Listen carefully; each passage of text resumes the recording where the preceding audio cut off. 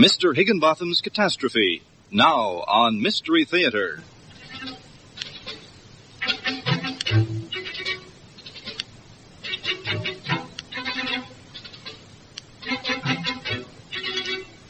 Mystery Theater presents a twice-told tale by Nathaniel Hawthorne, in radio version by Roger Crowther. Tonight from CBC Halifax, Mr. Higginbottom's Catastrophe.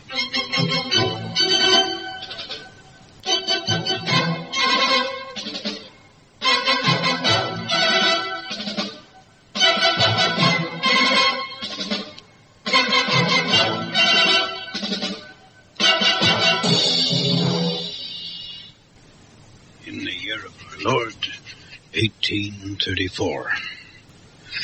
I, Squire Higginbottom of Kimbleton, do hereby make my last will and testament, in order that the reasons for this bequest shall seem sufficient to the curious.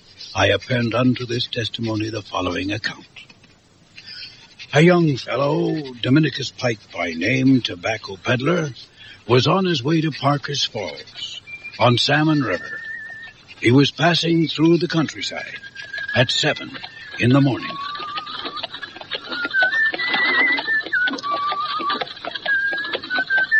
Hello there, sir. A bright and prosperous morning it is, to be sure, sir. Can I offer you a small ride down the road for the sake of company? Whoa, back there. Whoa. Thank you kindly. I could do with resting my legs a while. Come up and sit a while. I was noticing as you came over the hill just now that there's a hint of a limp in your stride. Aye, but I've got to get on. Throw your stick and bundle in the back. Make yourself at ease. Thanks. Welcome you are, that's for sure. Been walking all night? Maybe. Exhausting work this time of year. Lonely, too. Haven't spoken 2 words myself since sunrise. Except to Bear. God bless her. You don't have the morning paper about you, do you? Sorry. I'm bursting for a breath of news. When a fellow's in my line of business, he's got to keep up with events. That's so? What's your trade? Profession. I consider it a profession. Dominicus Pike, tobacconist, at your service. Fancy a cigar? No, thanks. Well, seems to me it's never too early for prime Havana. Hey, you don't mind if I do, reckon? No. Yeah, you're a companionable fella. Now, I'll tell you. You never know who'll offer offense to Lady Nicotine. Some will, you know. Take me now. I worship her. See this cart? Shaped like a cigar box, exactly. On one side, there's a cigar, see? On the other, there's the old standby corn cob. A real comfort to a man, that is. On the tailgate now, it don't show from here, there's an Indian chief with a pipe and a gold tobacco stalk in his hand. Work of art. Sell much? On my soul, yes, sell plenty. Mind you, in these parts, if a man's keen at a bargain, he's nonetheless liked by the Yankees. They'd rather be shaved by a sharp razor than a dull one. You get around some. Yeah, that's right. Keep moving. Keep learning, that's what I always say. Keep your ear open for news. Always useful. Hey, say, you seem to be coming from that direction. What's the latest news from Parker's Falls? I didn't come from Parker's Falls. Hey, well, then, let's have the latest news where you did come from. I ain't particular about Parker's Falls. Any place will do. Come to think of it, I do remember one trifle of news. You do? Aye. What do you think of this?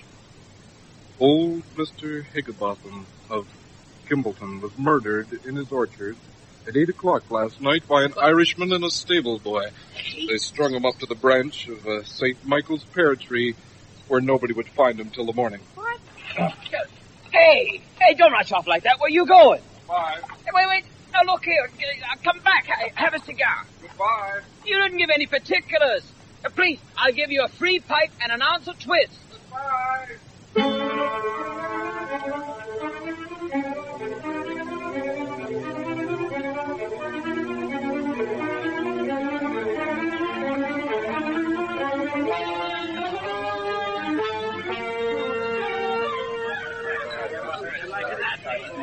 Drug him up to the branch of the St. Michael pear tree at 8 o'clock, says he. This stable boy and an Irishman. No, I don't. Oh, Higginbottom.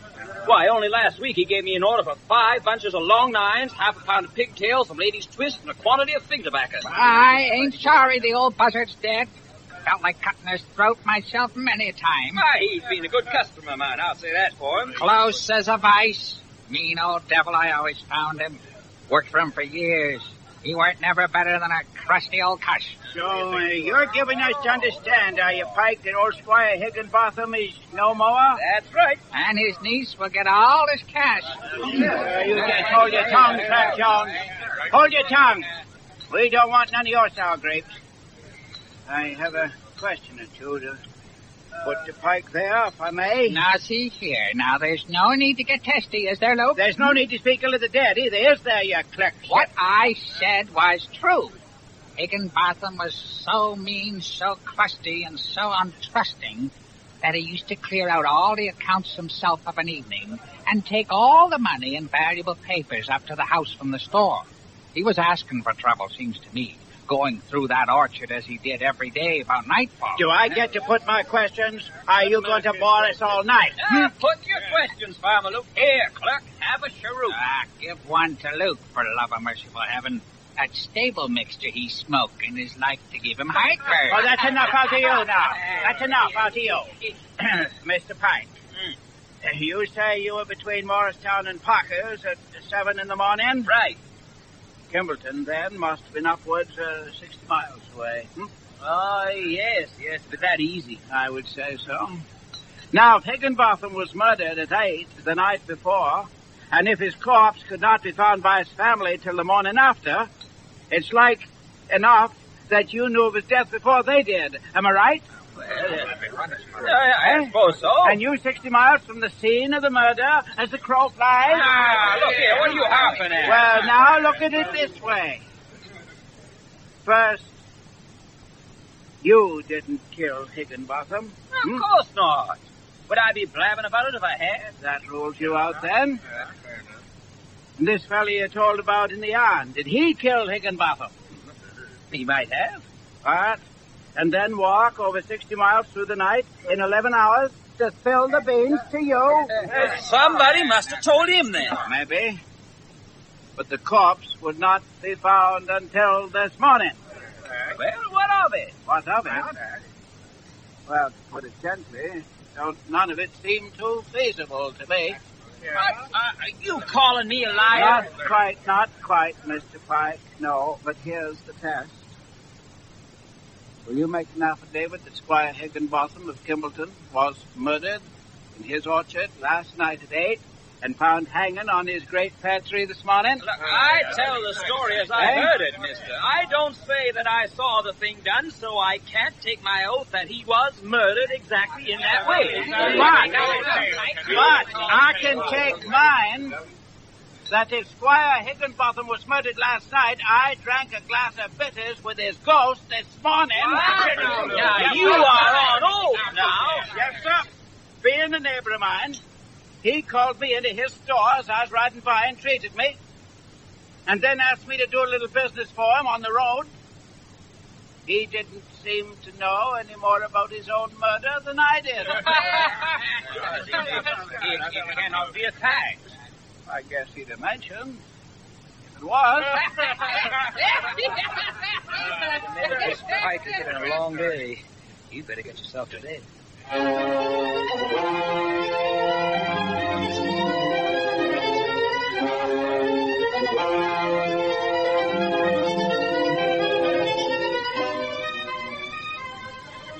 Whoa there! Whoa! Easy now, easy. Hello there, tollkeeper. Open the gate for a traveler. Hi, good morning. If it isn't Tall Story Pike. So, Clerk Jones, you're the new tollkeeper, are you? Yeah. Nice to think that a good, honest man is in charge of the bridge. Come, tell me, Jones, now that you mentioned last night, what was it that Squire Higginbottom fired you for? He didn't fire me. I quit. It was like that, was it? Yes. I see. Because, there was some talk of ledgers that somehow didn't balance. And then I heard tell of a fella making advances of a curious sort to the old boy's niece. It was all sort of mixed up. Funny how folk will talk. You're not figuring on spreading a story like that, I hope. Oh, dear me, no. Let's have no more mention of Tall Story Pike. No mention at all, right? Well, I thought you was having us on. Did you? And I was just shaping to ask Johnny Whiteneck, who's just gone behind the house for a minute, what happened at Kimbleton. Johnny Whiteneck? Why, ain't he Higginbottom's stable boy? Well, the same. What's he doing behind the house? Well, you know. Oh. Fine morning, ain't it? He's a long time. Ain't he? What's he doing down in these parts anyway? Didn't ask him. He's not coming back, is he? How should I know? Did he see me? Oh, could be. Then why has he run? He knows I always give him a smoke. Look, Mr. Inquisitive Dominicus Pike, I am not his keeper. I mind my own business. Do you? Right. Well, I happen to know that you do sometimes find a loophole to peek through into other people's business. And to tell you straight, the suspicion is kind of growing in my mind that you've been talking to Johnny Whiteneck. I might even hazard a guess at the subject. Pike, I learned a lesson from you last night, and I'm aiming to keep my mouth shut. Well, now, that is a shame, Mr. Jones. A great shame that you should have resolved that. What do you mean? Well, you see, it had crossed my mind to offer you a bunch of Spanish whiffs. Oh. They really are very good. Smell good, don't they? Now, come on, Dominicus. That ain't fair. What ain't? You know what ain't. Don't seem fair to me to be discussing what concerns a man's reputation. You have been checking out my story about Higginbottom, haven't you? Well, sort of. Sort of? What's a miserable reply that is? That don't deserve nothing more than a plug of chewing tobacco. All right, then. You want to trade for information? I'll tell you something interesting for 10 whiffs. I ain't interested. Here's 2 cents for the toll. Get up there! Now, wait a minute. Aren't you interested in Johnny Whiteneck's story? It don't signify. I'll get to it by and by.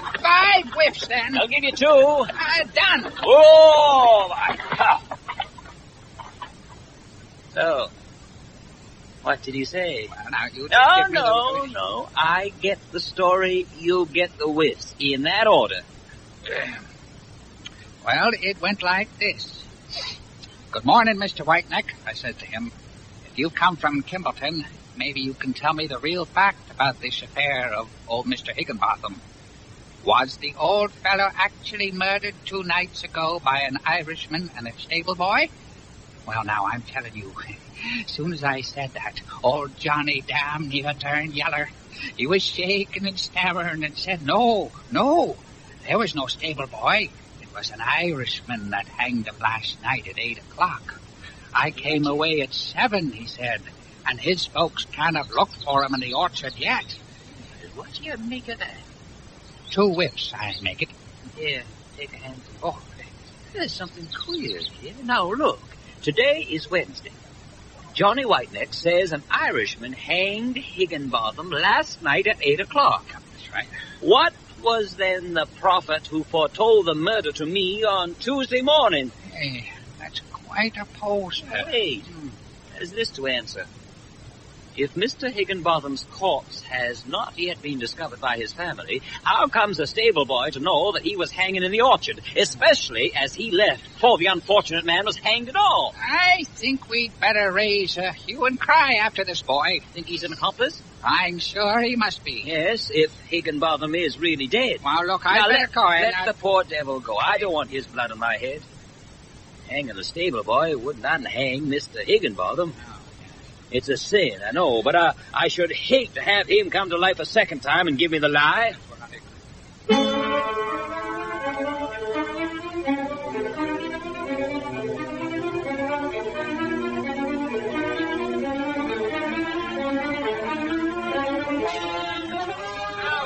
be quiet, or am I going to read this thing or not? Now, quiet down. Quiet down. Quiet now, all of you. Right. The Parker's Falls Gazette, Thursday, 10th of May, 1834, Stock Press. The people of this township will no doubt feel that their prosperity is vitally affected by the news that has recently been brought to the attention of the editor of this journal. We refer, of course, to the demise of Squire Higginbottom, a well-known figure at Parker's Falls, being part owner of the knitting mill and a considerable stockholder in the cotton factories. The news concerning the horrid murder of Mr. Higginbottom was brought into town, so far as we can tell, by the report of one Dominicus Pike. Ah, that's me, folks. That's my name you just heard in the paper. Well, you hold your tongue. Mr. Pike's story, however, does not make it clear as to the precise date of this dire deed, nor, moreover, whether it were perpetrated by a stable... That means die. By a stable boy and an Irishman, or by a son of Aaron alone. It's a fishy business. Aaron ain't a fish, you fool. It refers to Ireland. Yes, a fella can see you ain't read much literature. Will you be quiet? Damn it, now I've lost the place. Ireland. Son of Aaron. All right. Notwithstanding this slight confusion as to the actual facts, Mr. Pike was able to tell our reporter that Mr. Higginbottom was discovered with a very livid aspect, that the victim was chafed about the neck by the cord suspending him, and that the hapless squire had been relieved of nearly £5,000. 4,870 to be precise. That's quite a bust of There's more here. There was a further narrative from Pike as to the pathetic affliction of the squire's niece, who, he said, went from one fainting fit to another on seeing her uncle hanging from the St. Michael's pear tree with his pockets inside out. As an expression of his personal grief at the incident, Mr. Pike has composed a ballad in 17 stanzas about the unhappy affair. These are available free of charge at his tobacco cart in the marketplace. Well, now, I consider that a magnificent gesture and a very liberal and American tribute to a fine man. Well, you listen to the rest of it now. Just a minute, come on. The selectmen having held a meeting, and in consideration of Mr. Higginbottom's great claims upon the town, have determined to issue handbills offering a reward of $500 for the apprehension of his murderers and the recovery of the stolen property. How's that arriving? There's somebody there, Where's hell in the break on that?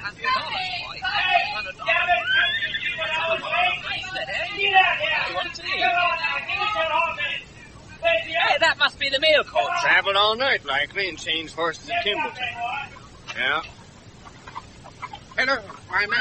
Is this the post office? It is. I should like to leave this letter. By all means, sir. And have you perhaps a cordial for a young lady? Yes, sir. Yes, she has become a little overcome by the cold. Oh, please, madam, won't you sit here? Oh, why, thank you. Not at all.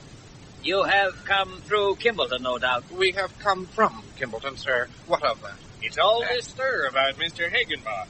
Well, tell us the particulars about old Higginbottom, eh? Tell us all about Hey, what's the coroner's verdict? Yes. Are the murderers apprehended, Yes, the niece come out of her fainting fit. Yeah. What, was his neck broken? Lady Strangle. Was there What's he called? I can assure you that some unaccountable mistake, or more probably a willful falsehood, maliciously contrived to injure Mr. Higginbottom's credit, has excited this singular hour.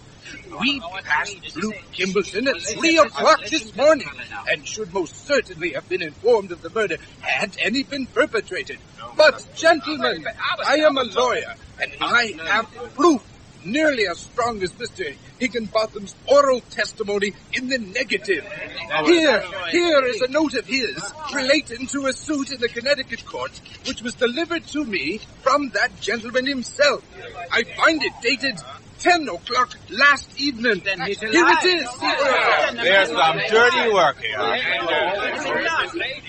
Good people, this is Mr. Higginbottom's niece. She's very charming, too. Lying at death's door in a fainting fit, is she? She doesn't seem distraught at the news of her uncle's death to me. Well, who would be? He's rich, ain't he? A dried up old stick. Didn't believe it anyway. Here's your drink, Miss Higginbottom. Thank you. Are you comfortable, ma'am? Oh, yes, thank you. You see that this strange story is quite unfounded with regard to myself. And indeed, I think I may affirm that it be so with regard to dear old Uncle Higginbottom. Eh? Oh. I was... He has the kindness to give me a home in his house, though I contribute to my own support by teaching a school. Very noble. I left Kimbleton this morning to spend the commencement of my vacation week with a friend about 5 miles from here. Oh, thank you. My generous uncle, when he heard me on the stairs, called me into his room, and there at the bedside gave me $2.50 to pay my stage fare and an extra $1 for extra expenses. Oh, very kind. He then laid his pocketbook under his pillow, shook hands with me, and advised me to take some biscuit in my bag instead of breakfasting on the road. I feel confident then that I left my dear relative quite himself, and I trust I shall find him so on my return. Then Higginbottom is not dead. He's very much alive. A liar. Now, just a minute. I said what I heard. In a ballad of 17 stanzas. Obviously a rogue, situated unfounded. Thrash it with him. Thrash it with Stupid the beast of the common. Tear him with my knife. Today, Mr. Higginbottom...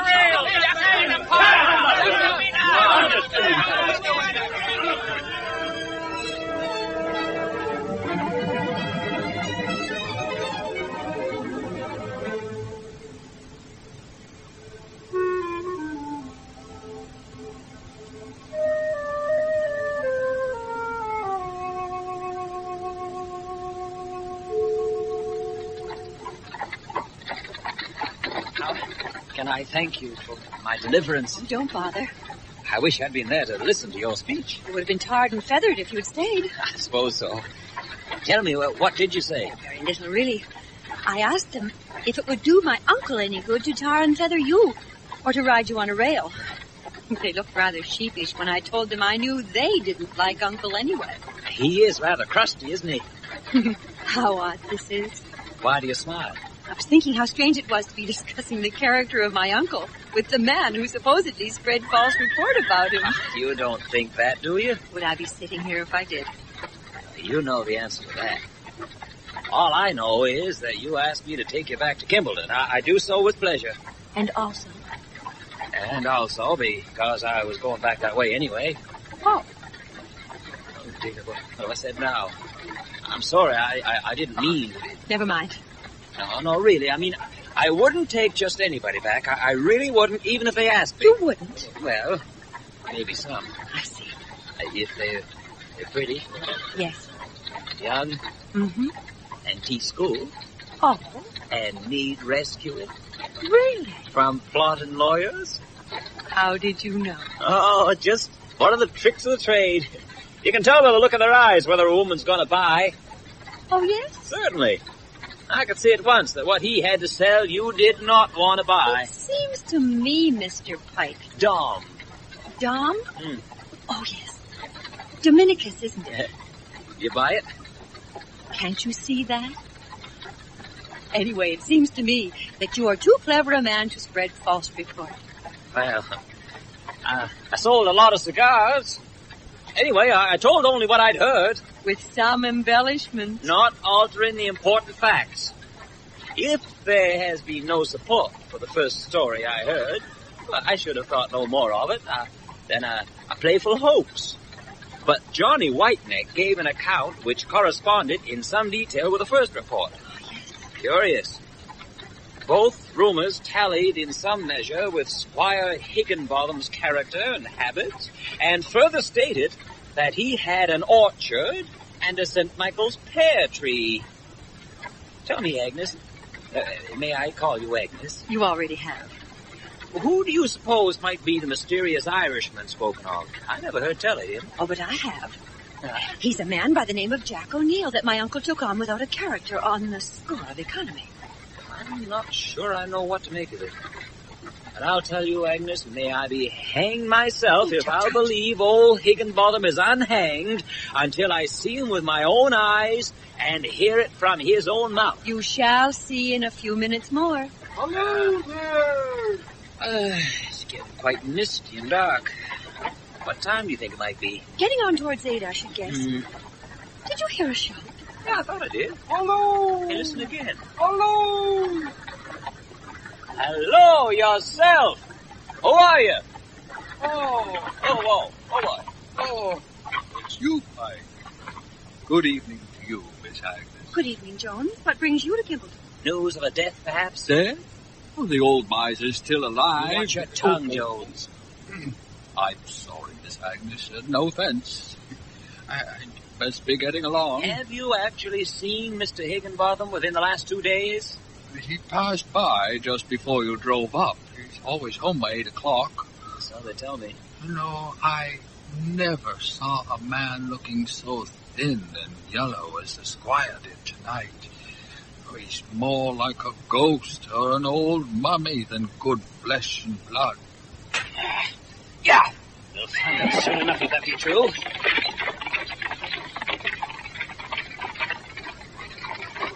That's the gate to the orchard. Only a small part of it opens. The rest is locked. We've got to get through. I shall never be my own man again unless I see this business through. 8. No time to waste. I'll foot it from here. Oh. Dominicus, wait. Let me come with you. No, you stay where you are. We've no time to lose.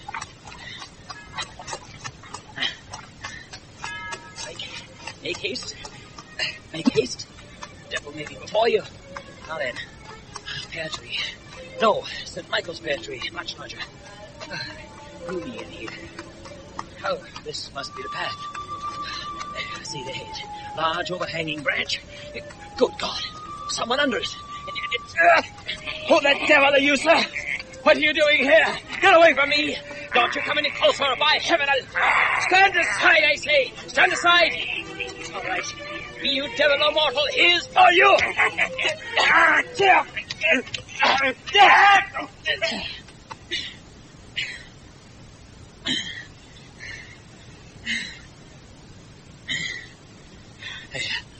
There's for you, you bullying lout. Lie there and cool your limbs for a moment. You'll be the Irishman, I'll bet. Now, where's the squire? Under the tree, collapsed. I thought I might be too late. There's a halter around his neck. Let's heave him into a sitting position. Now, sir, tell me what I must know. Mr. Higginbottom, you're an honest man, and I'll take your word for it. Have you been hanged or not?